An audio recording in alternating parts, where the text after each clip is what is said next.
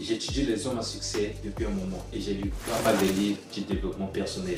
Aujourd'hui, je voudrais partager mon idée principale que je pense qu'une idée la seule et efficace qui pourrait aider chaque personne qui aimerait changer sa vie en 2025. Alors, écoutez attentivement et suivez la vidéo jusqu'à la fin parce que vous n'allez rien rater.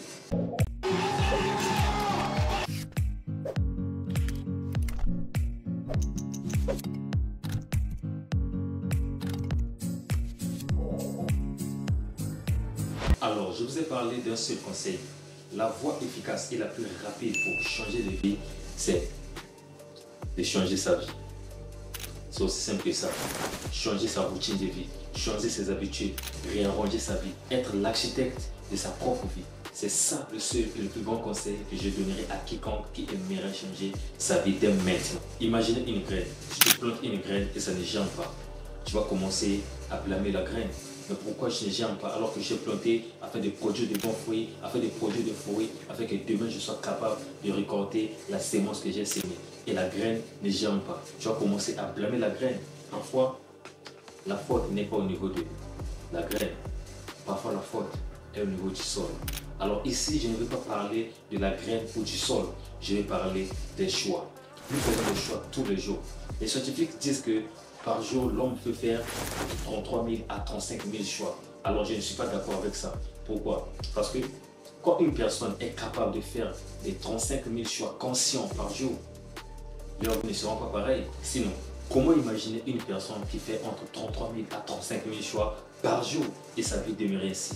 Non, ça ne passe pas, c'est impossible. Mais nous faisons quand même des choix tous les jours. Nous sommes entourés des choix tous les jours.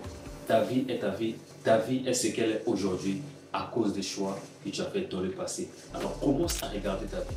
Commence à être l'architecte de ta vie. Commence à réarranger ta vie et de voir qu'est-ce qui a marché, qu'est-ce qui n'a pas marché. Quels sont les choix que j'ai fait hier et qu'aujourd'hui ça me rapporte, ou encore quels sont les choix que j'ai fait aujourd'hui que peut-être demain à long terme ne va aussi me rapporter et qui va faire de telle sorte que je tourne en rond et que je n'avance pas. C'est en analysant, en veillant sur ces choix et en établissant des stratégies pour pouvoir changer ce fait, en ayant également des indicateurs de progrès qui vont faire de telle sorte que ta vie avance. Parce que tant que tu n'as pas un indicateur de progrès qui montre là où tu étais et là où tu es, là où tu vas, il n'y aura pas assez de motivation, il n'y aura pas assez de détermination pour voir l'étape que tu veux changer dans ta vie. Ça, c'est la première chose à faire.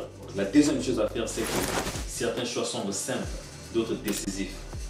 Mais chaque décision façonne notre vie. Aller au boulot, aller à l'école, démarrer une entreprise, s'engager, se marier, avoir un enfant. Nous sommes entourés des choix tous les jours. Mais il faut être en mesure de diagnostiquer et en mesure de vérifier si ces choix cadrent vraiment avec les priorités que vous avez en ce moment. Sinon, tu vas commencer une affaire, tu vas démarrer une entreprise, tu vas chercher à te marier, tu vas chercher à t'engager, tu vas chercher à te lancer dans plus de projets en même temps, tu vas disperser les énergies et tu ne seras pas concentré.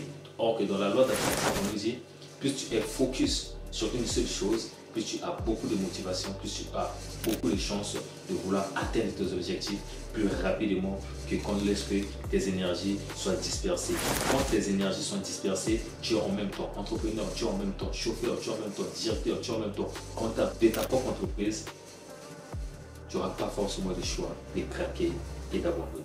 Chaque jour, nous sommes entourés des choix. Il est très important d'analyser et de voir quels sont les choix qui cadrent avec nos priorités du moment ou quels sont les choix que l'on peut repousser demain, après-demain, dans une année, dans 2 ans, dans 5 ans, ou encore, même dans 10 ans.